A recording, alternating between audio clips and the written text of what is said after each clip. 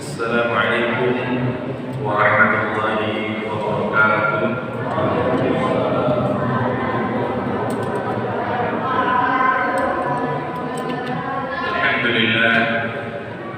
Alhamdulillah rabbil alamin wa bihi nasta'in ala umuri dunya waddin. Wassalatu wassalamu ala asyrafil anbiya'i wal mursalin sayyidina wa maulana Muhammadin wa ala alihi wa sahbihi ajma'in, amma ba'd. Wa qala Allah ta'ala fi kitabih al-karim, a'udzu billahi as-sami'il 'alim minasy syaithanir rajim. Ya ayyuhalladzina amanu taqullaha haqqa tuqatih wa la tamutunna illa wa antum muslimun. Alhamdulillah, malam hari ini kita kembali melanjutkan kajian kita Sirah Nabawiyah setelah kurang lebih 2 pekan mungkin ya.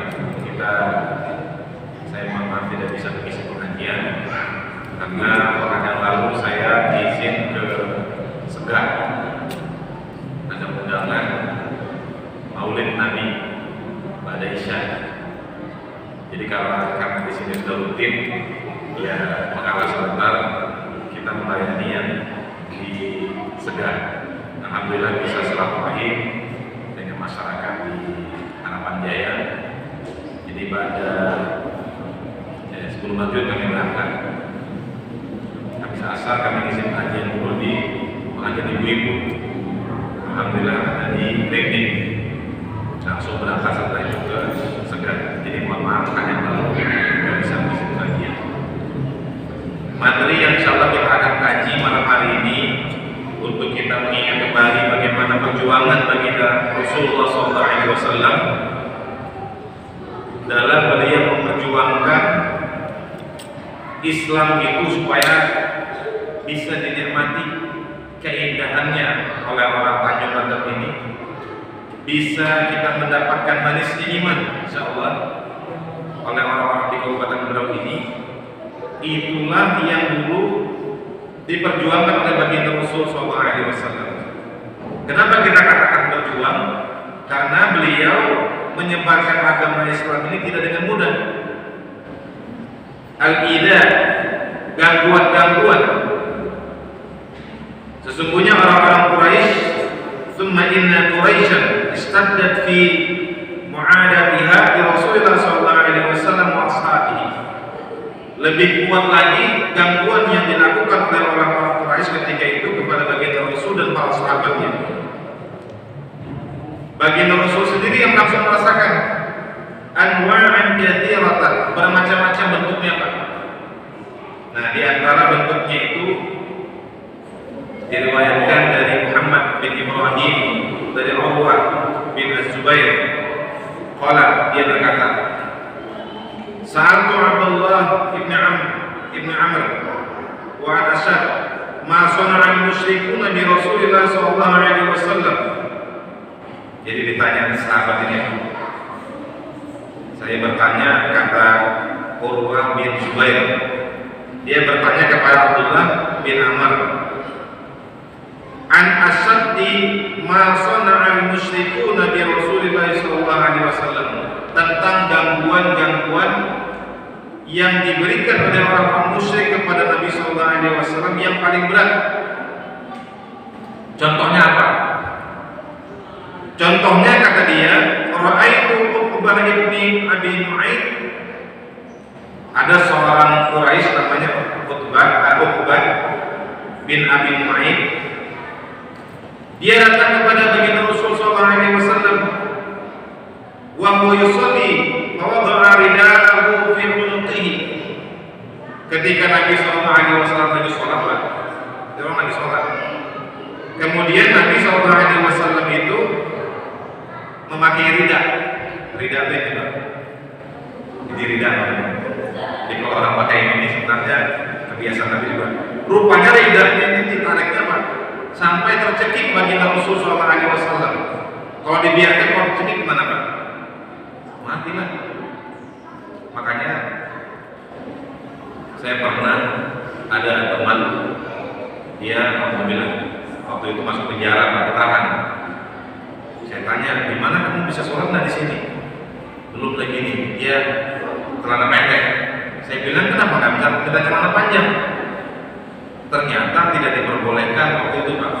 Takutnya celana panjang itu dipakai untuk gantung diri. Jadi alhamdulillah jangan sampai kita seperti itu, susah sholat jadinya, Pak. Jadi kalau pakai celana panjang tidak diperbolehkan. Kenapa? Takutnya dia stres bunuh diri. Pernah Ustaz bunuh diri nggak mati, kenapa? Gantung di pohon lombok, lain lagi. Pohon lombok kecil, kalau pohon durian yang banyak. Nah, Nabi SAW ditarik beliau lidahnya ini, selendang beliau ini, fi unuqi, di leher beliau.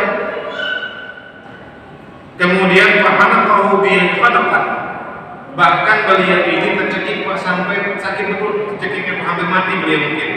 Kata-katanya ini fahanaqahu bihi hadaqan. Jadi cekikan itu syahidan lagi. Jadi sudah hadaqan syahidan. Kemudian wajah Abu Bakar, datanglah sahabat Nabi SAW Abu Bakar, hatta dafa'ahu anhu, sampai kemudian dihalau oleh Abu Bakar. Kemudian Abu Bakar berkata ketika itu, ataqtuluna rajulan ayyakuna rabbiyallah wa qad ja'akum bil bayyinati min rabbikum. Apakah engkau hendak membunuh seseorang yang dia mengatakan Rabbi Allah, Tuhanku adalah Allah. Wa qad ja'akum bil bayyinati min rabbikum, padahal dia datang dengan penjelasan dari Tuhan kalian. Jadi Nabi ini kan orang berjasa, Pak. Orang berjasa datang ke orang-orang Quraisy ini malah dimusuhi oleh orang Quraisy. Harusnya kan kalau orang berjasa itu Pak malah disanjung, diberi hadiah atau diberikan sesuatu yang membuat dia baik atau bahagia, memudahkan dia.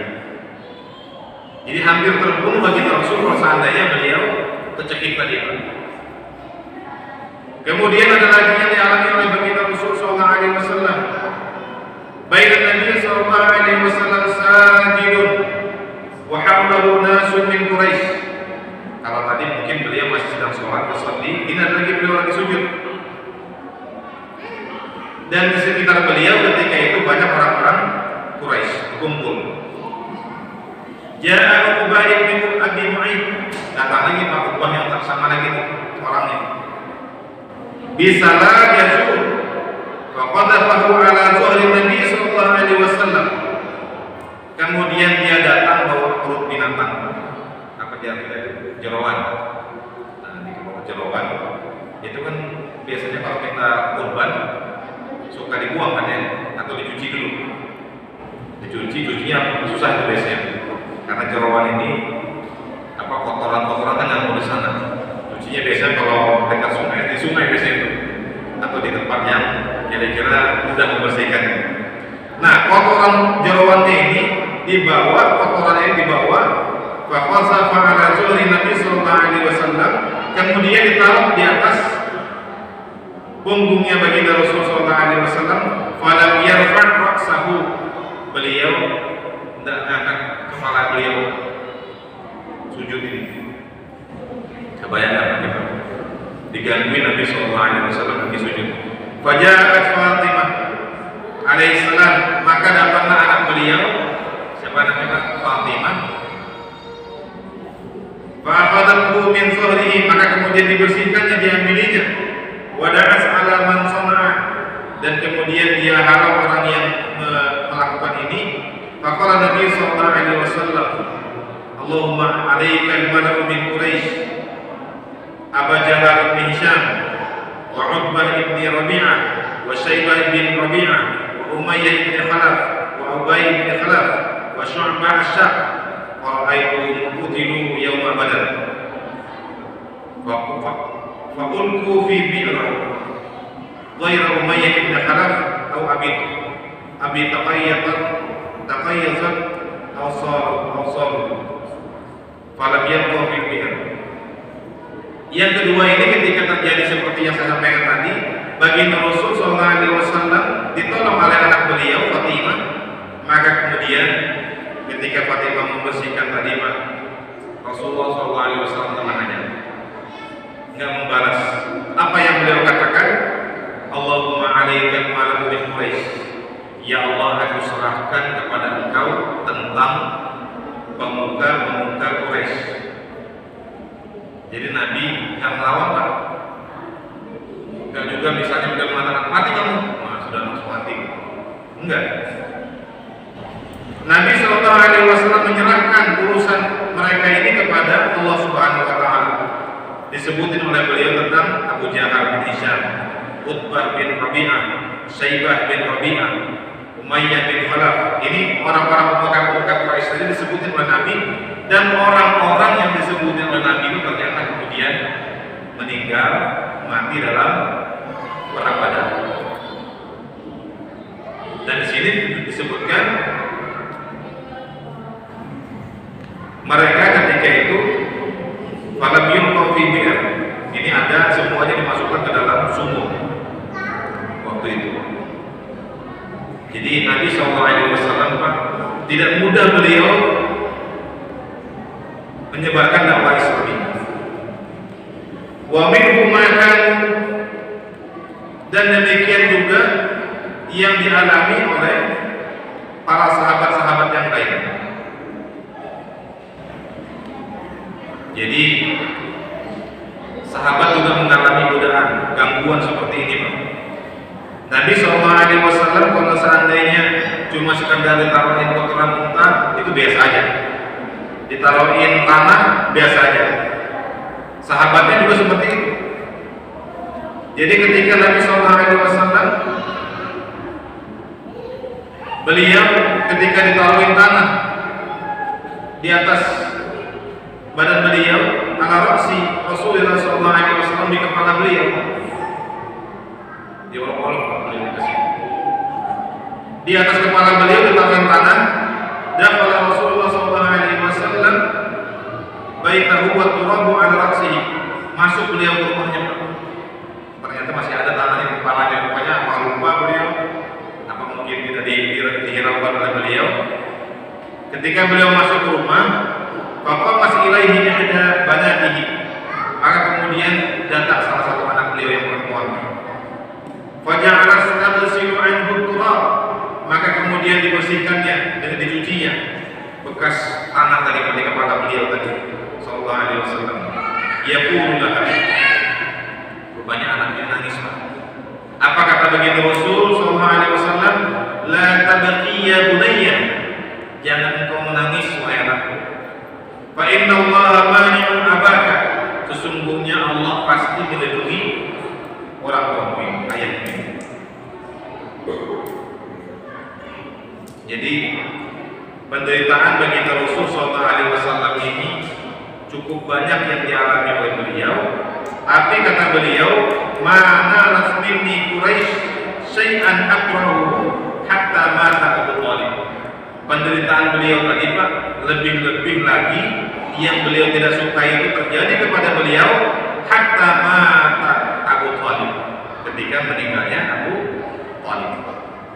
Jadi kalau yang tadinya cuma berani di belakang aja atau mungkin hanya sekedar yang ringan-ringan aja, tapi begitu meninggal Abu Thalib, maka kemudian lebih banyak dan lebih keras lagi gangguan yang dialami oleh baginda Rasulullah SAW.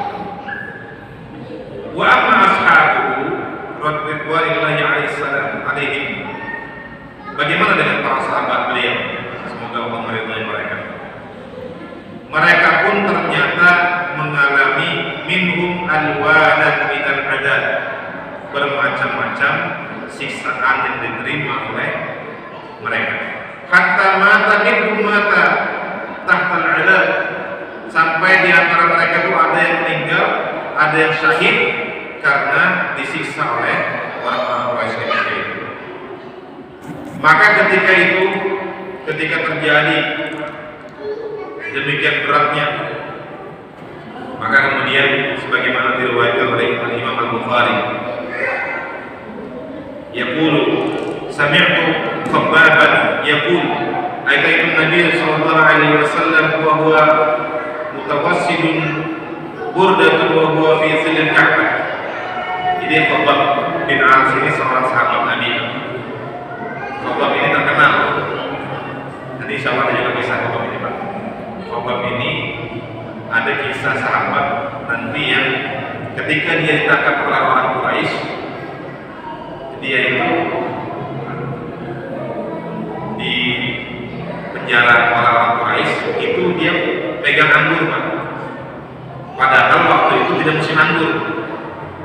Ibarat kita di sini makan durian saat bukan musim durian. Kalau rambutan ada nggak sekarang? Sudah mulai keluar rambutannya, sudah mulai ada. Nah itu wajar.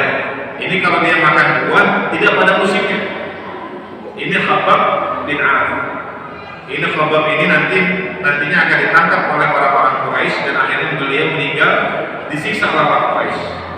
Tapi yang heran orang Quraisy ketika itu, ketika Khabbab ini di penjara, ada anak kecil pada gitu, Pak, datang mendatangi Khabbab, dan di tangan Khabbab ketika itu ada pisau cukur untuk mencukur jenggot atau kumisnya. Pas kemudian anak kecil datang, ketakutan ibunya. Wah, bisa dibunuh anak kita ini karena ada pisau cukur, Pak. Tinggal disirat sedikit mati anak kita, bisa darah. Tapi apa kata Khabbab? Saya tidak seperti yang kamu pikirkan. Tidak akan saya sakiti anak kecil ini karena dia tidak berdosa apa. Walaupun akhirnya Khabbab dibunuh oleh orang-orang Quraisy, nanti setelah perang Badar selesai di Madinah nanti, itu mereka balas dendam. Nah, Khabbab ketika itu menceritakan ketika Nabi Sallallahu Alaihi Wasallam beliau sedang berada di sisi Ka'bah berlindung, banyak panas betul ketika musim dipotret matahari. Fakultu, dia mengatakan, wa qad laqina minal musyrikin syiddatan, demikian kerasnya gangguan siksaan yang diterima oleh para sahabat dari orang-orang musyrikin. Fakultu, sampai aku mengatakan, ya Rasulullah, ala tad'ullah, apakah engkau tidak mau berdoa sama Allah? Kan Nabi ini, Pak. Kalau Nabi berdoa, selesai sudah urusan, gampang. Ibaratnya beliau mau mati dah mati.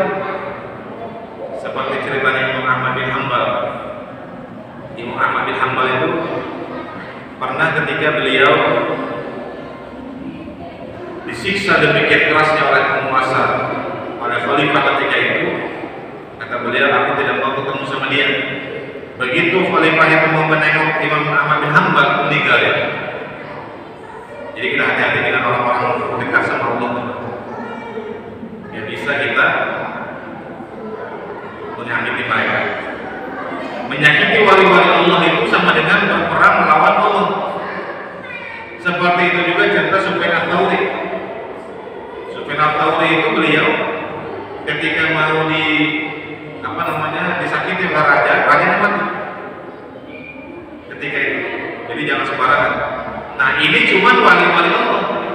Bagaimana kalau orang yang paling dicintai oleh Allah Subhanahu Wa Taala, Nabi Muhammad ini, orang yang paling dicintai oleh Allah. Kira-kira kalau beliau berdoa dikabulkan ya? Pasti dikabulkan. Apakah hendak beliau berdoa pasti dikabulkan oleh Allah Subhanahu Wa Taala. Sedangkan kita saja dijanjikan oleh Allah Subhanahu Wa Taala, ud'uuni astajib lakum. Berdoalah kepadaku, kata Allah Subhanahu Wa Taala, pasti aku akan kabulkan kalian. Nah, sahabat ini menilai Rasul Sallallahu Alaihi Wasallam ini kalau berdoa pasti dikabulkan oleh Allah. Ala tad'ullah. Kira-kira apa jawaban Nabi?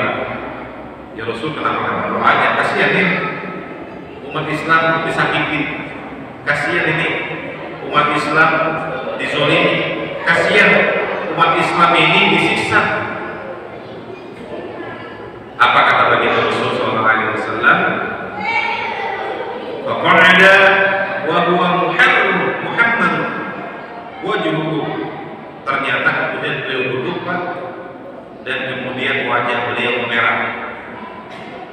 Jadi Nabi ini, Pak, kalau beliau marah kan, kalau perasaan beliau berubah kan, itu kadang-kadang nggak tahu kata-kata, wajahnya aja diperhatikan masalah. Wajahnya berubah, berarti nggak berkenan beliau. Istilahnya pakai apa? Isyarat. Kalau bahasa apa namanya orang Arab itu lughatul daki bil isyarat. Bahasanya orang pintar itu cukup dengan isyarat. Sudah buahnya masalahnya. Kalau sudah mendalam berarti ada yang nggak berkenan. Itu bahasa orang pintar cukup dengan isyarat. Kalau Indonesia orang pintar minum angin. Jadi beda apa peribahasa. Maka berubah wajah beliau memerah. Faqala, kemudian beliau bersabda, laqad kana man qablakum la yumshatu bi nishatil hadid. Kata Nabi sallallahu alaihi wasallam, sungguh telah berlalu sebelum kalian ada orang-orang yang berdakwah, ada orang-orang yang memperjuangkan akidahnya, memperjuangkan imannya kepada Allah Subhanahu wa taala, la yumshatu bi nishatil hadid. Mereka disisir dengan sisir dari besi. Maksudnya kulitnya ini disisir, apa disisir? Ya pokoknya disakiti dengan sisir dari besi. Maduna izamihi min lahmi aw asabi.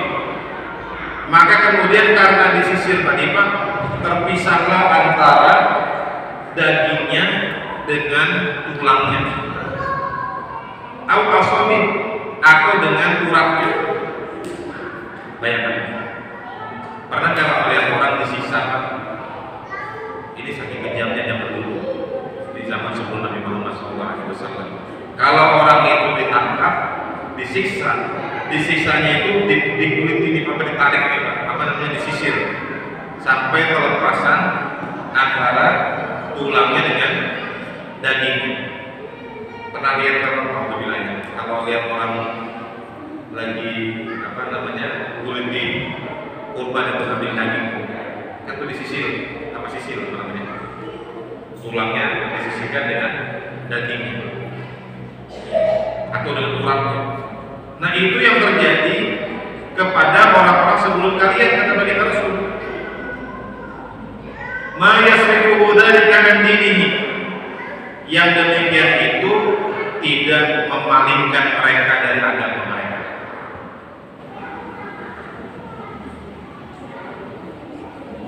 Wa yudhaqul insanu ala mafriqi ra'sihi fa yushaqqu bi ithnaini ma yasrifu dzalika an dinihi. Itu belum cukup, Pak. Ada contoh lain kata baginda Rasul sallallahu alaihi wasallam, ada lagi orang-orang sebelum kalian, wa yudhaqul minsyar, diletakkan gergaji, Pak. Nabi Yahya itu meninggal di gergaji siapa? Nabi Zakaria.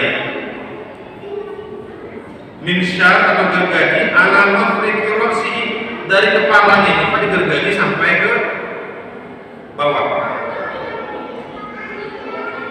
Wa yushaqqu bitnaini, belah dua dia, Pak. Kebayang kira-kira siksaannya orang di zaman sebelum Nabi sallallahu alaihi wasallam. Ma yusrifu an dzalika dinihi, tidak memalingkan sedikit pun yang demikian itu dari agamanya. Di sini kadang-kadang saya merasa betapa kita itu dimudahkan oleh Allah Subhanahu wa taala dalam mendapatkan keimanan, dalam mendapatkan keislaman. Ya kan Pak? Kita pagi sholat subuh pulang, nanti sholat zuhur pulang, sholat asar pulang, sholat maghrib lagi, sholat isya seperti itu lagi. Ada nggak yang mengganggu kita pada jalanan? Ada nggak yang mau membunuh kita di jalanan? Kita mau pergi ke masjid? Tidak ada. Betapa mudahnya kita mendapatkan pahala dari Allah Subhanahu Wa Taala. Padahal orang-orang di zaman dulu Pak, beribadah kepada Allah Subhanahu Wa Taala itu tidak mudah. Ini kasih sayangnya Allah kepada kita. Kasih sayangnya Allah kepada umatnya Nabi Muhammad SAW. Bahkan kita ibadah ringan saja Pak. Ibadah satu malam, ada malam yang dijanjikan oleh Allah Subhanahu Wa Taala itu khairun min alfi syahrin. Satu malam ibadah pada malam hari itu lebih baik daripada 1000 bulan. Orang Bani Israil kuat-kuat badannya, bertahun-tahun dia ibadah hanya kerjaan. Pagi tasbih, siang baca tasbih, malam baca tasbih lagi. Gak ada kerjaan lain. Ibadah terus. 1000 bulan mereka beribadah itu kan dapat disaingi oleh umatnya Nabi Muhammad SAW hanya dengan satu malam. Inna anzalnahu fi lailatul qadar. Wa ma adraka ma lailatul qadar? Lailatul qadri khairun min alfi syahr. Lailatul qadar itu lebih baik daripada 1000 bulan. Jadi saya mengajak diri saya sendiri dan bapak-bapak sekalian, coba kita renungkan betapa pantasnya kita bersyukur kepada Allah Subhanahu Wa Taala. Kita diberikan iman oleh Allah Subhanahu Wa Taala gratis, ya kan? Dari kecil begitu hidup diberikan nyawa oleh Allah Subhanahu Wa Taala, nangis bagi seorang bayi, langsung ya hidup sebagai orang Islam. Gak ada, kita diuji seperti ujian yang dialami oleh man qablakum tadi, orang-orang yang sebelum kalian.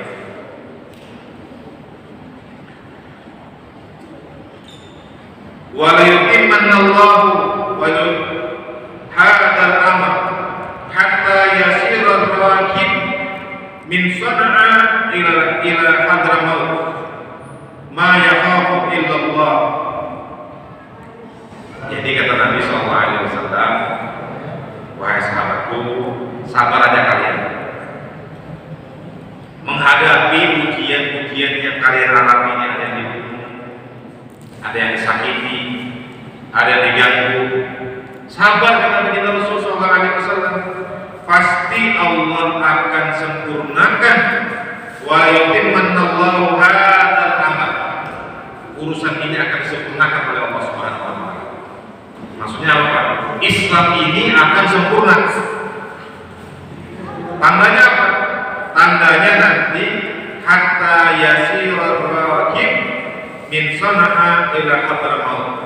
Nanti orang berangkat dari Sana'a, ada daerah Yaman itu kan, daerah selatannya Saudi, itu ada daerah Hadramaut, apa Yaman Sana'a dengan Hadramaut.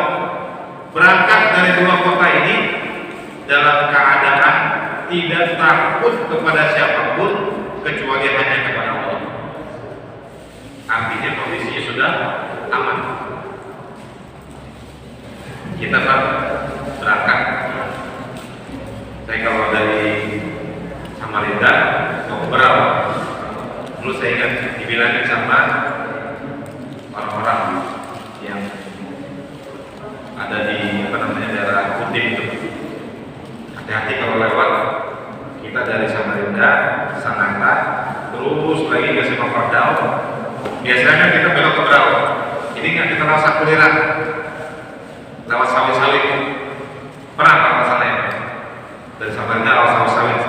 Nanti tembusnya di Biatan Lepakek. Nah itu lewat sawit-sawit. Hati-hati gitu. Di sana memang kalau dari sisi jaraknya, kilometernya lebih dekat. Tapi kadang-kadang karena mereka di sana dicegat sama orang, karena jalannya sepi, di tengah-tengah sawit dirampok. Jadi kalau kita pergi, jangan pergi sendirian. Takut ada yang taruh sesuatu di tengah jalan, apakah batang pohon atau kokban atau apa, kemudian alhamdulillah dirampoknya. Itu perjalanan antar kota, antar kabupaten. Nah itu yang ditakutkan. Tapi kalau Islam ini sudah sempurna, kata Rasulullah SAW, orang mau berangkat kemanapun tidak ada rasa khawatir lagi. Itu nanti kalau Islam yang memimpin. Islam yang memimpin sebagaimana baginda Rasulullah SAW yang memimpin, maka tidak ada lagi yang mengganggu. Tidak ada yang mereka takuti kecuali hanya Allah Subhanahu wa Ta'ala. Perempuan Pak, jalan sendiri malam-malam, takutnya? Takut diganggu orang. Siapa yang mengganggu? Ya kan orangnya.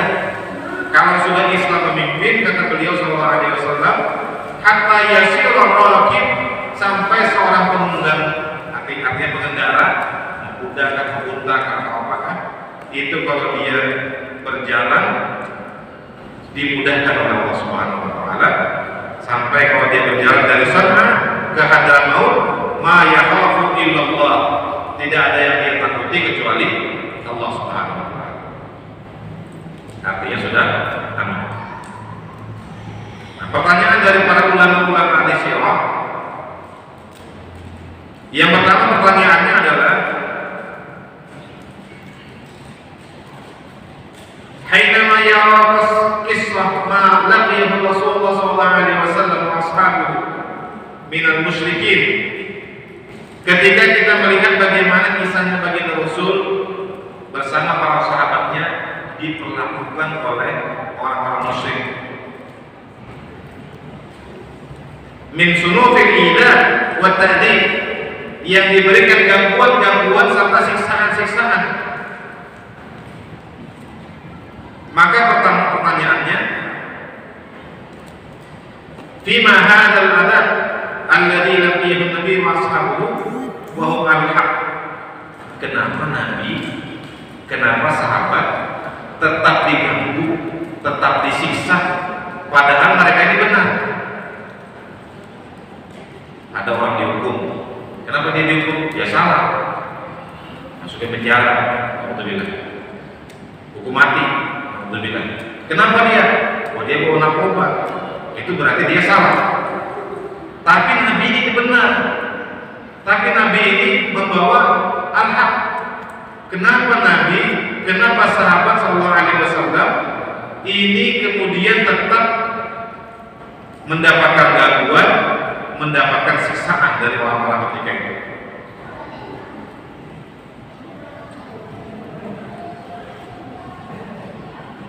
Kemudian yang kedua, walimana lam ya'simuhumullahu azza wa jalla minhu wa huwa junuduhu wa fihim rasuluhu yad'una ila dinihi wa yujahiduna fi sabilihi. Pertanyaan kedua lagi kata para ulama, kenapa Allah Subhanahu wa Ta'ala tidak melindungi mereka?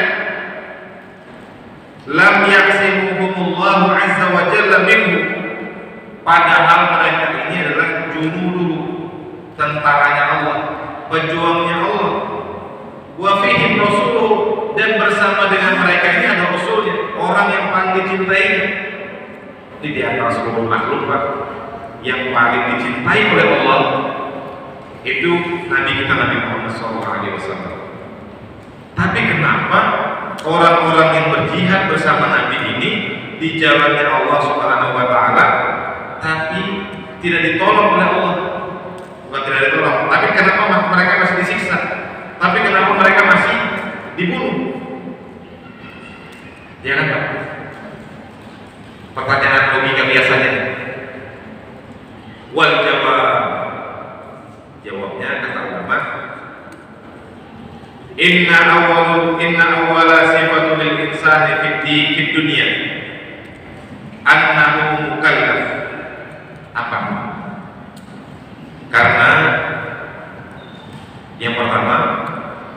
sifat manusia itu di dunia ini adalah annahu mukallaf.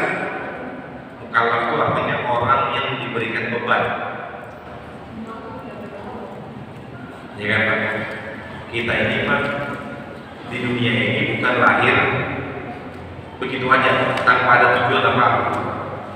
Setiap orang ini yang lahir di dunia, yang ada di dunia ini Pak, begitu dia balik maka dia mukallaf, diberikan tanggung jawab. Kullukum ra'i, setiap kalian adalah pemimpin. Wa kullukum mas'ulun 'an ra'iyati, dan setiap kalian akan dimintai tanggung jawab terhadap apa yang dipimpin. Ada yang menjadi kepala rumah tangga, ada yang menjadi ketua RT, ada yang menjadi lurah, ada yang menjadi camat, ada yang menjadi bupati, gubernur, presiden, atau apapun dia menjadinya, dia pasti punya tanggung jawab. Nah, ini berangkatnya dari sini Pak, ulama menjelaskan. Annahu mukallaf. Apa itu mukallaf? Ai annahu mutalibun min qibalillahi azza wa jalla, yaitu nanti dia dimintai pertanggungjawaban di hadapan Allah Subhanahu wa taala.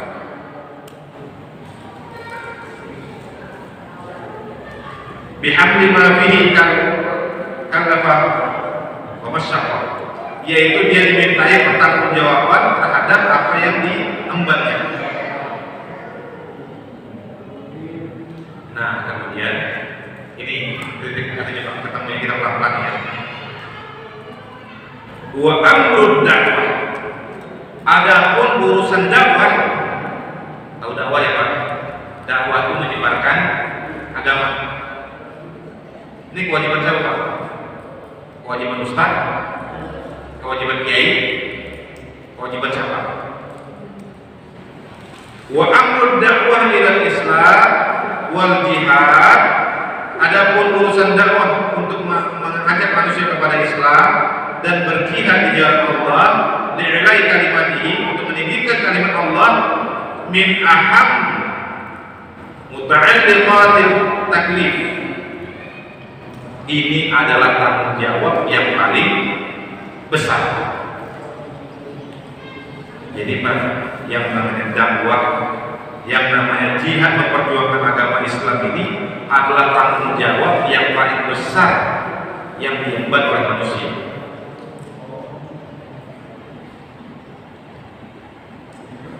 Wa taklif min ahadi mustalzimatil ubudiyah lillahi ta'ala, sedangkan tanggung jawab ini Pak adalah bagian yang tidak terpisahkan dari ubudiyah kita, penghambaan kita kepada Allah Subhanahu wa taala. Illa ma'na al-ubudiyyah lillahi ta'ala illam yakun thamatut taklif wa ubudiyatul insani lillahi azza wa jalla daruratu min daruratil al-uluhiyyah uluhiyyah Subhanahu wa ta'ala. Jadi kata mereka, kenapa kita ini Pak melihat bagi Rasul sallallahu alaihi wasallam itu diganggu, sahabat-sahabatnya itu disiksa, bahkan ada yang meninggal, ada yang mati syahid di jalan Allah Subhanahu wa taala. Kenapa tidak dicegah oleh Allah? Kenapa dibiarkan oleh Allah Subhanahu wa taala? Karena kata ulama, masing-masing manusia ini memiliki tanggung jawab. Kita ini Pak masing-masing punya tanggung jawab. Dan tanggung jawab yang paling besar, tanggung jawab yang paling penting yang diemban oleh manusia, yang diemban oleh orang beriman sebagai bentuk penghambaannya kepada Allah Subhanahu wa taala adalah memperjuangkan dakwah ini. Apapun resikonya.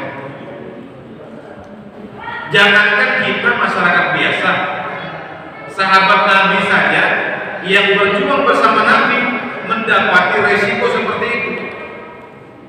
Jadi kalau kita manusia biasa ini Pak, yang jauh dari baginda Rasul, yang jauh dari sahabat, kemudian mendapatkan siksaan, belum ditolong langsung oleh Allah Subhanahu wa taala, ya wajar aja. Itu bagian dari ujian Allah Subhanahu wa taala kepada kita karena kita memiliki karunia iman yang diberikan oleh Allah Subhanahu wa taala. Kira-kira nyambung jawabannya? Ketemu ya? Jadi kenapa sih Nabi sahabat-sahabatnya sampai meninggal? Tadi saya ceritakan Khabbab bin Aras. Ada lagi namanya Sumayyah. Sumayyah itu mau bilang makasih beliau kalau ada sisa seperti itu, tapi ditanggung oleh beliau. Sumayyah itu ditusuk dari pantatnya ini Pak, dari bagian bawah sampai ke bagian atasnya ke mulutnya ini Pak, dengan tombak. Meninggal. Yasir, suaminya Sumayyah, dibunuh juga seperti itu, disiksa pelan-pelan sampai akhirnya meninggal.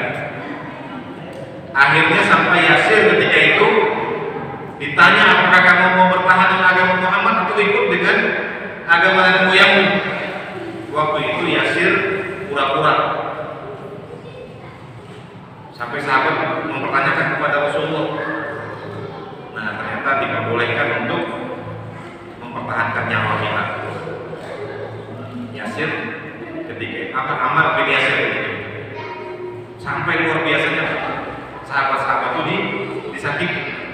Nah pertanyaannya tadi kenapa dibiarkan? Kenapa tidak kemudian Rasulullah dengan mujizat beliau? Kan mujizat beliau gampang Pak. Jangankan urusan manusia seperti itu aja Pak. Bulan aja Pak. Iqtarabat as-sa'ah wa insyaqqal qamar. Bapak buka di surah ke-54.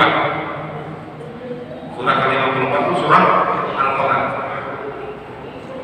Telah dekat masanya wa insyaqqal qamar, terbelah bulan itu.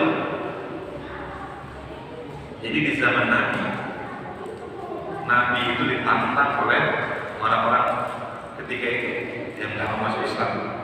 Bisa nggak kamu belah bulan itu? Dilihat sama Nabi terbelah bulannya.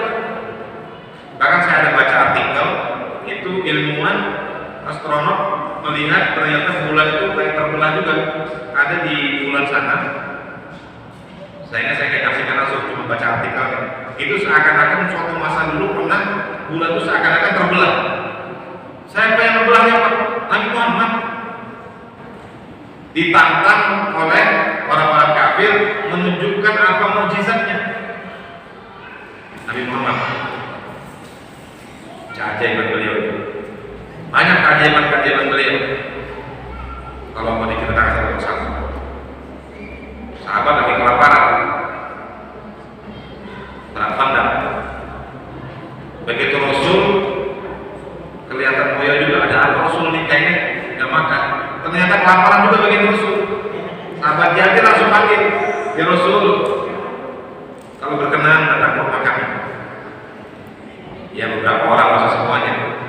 Kemudian Nabi datang ke rumah sahabat ini. Ternyata apa? Nabi ini kalau mau makan nggak mau sendirian. Beliau makan bareng-bareng. Diajakinya seluruh sahabatnya. Mungkin jumlahnya kurang lebih 1000-an orang. Kata Nabi, taruh di sini, yang dibuka baginya ya, jangan dibuka. Nanti biar aku yang bagikan. Makan satu demi satu Pak, sampai semuanya kenyang. Begitu dibuka, masih ada lagi. Artinya kalau hanya untuk melindungi sahabat-sahabat tadi, gampang aja. Tinggal minta sama Allah Subhanahu wa taala.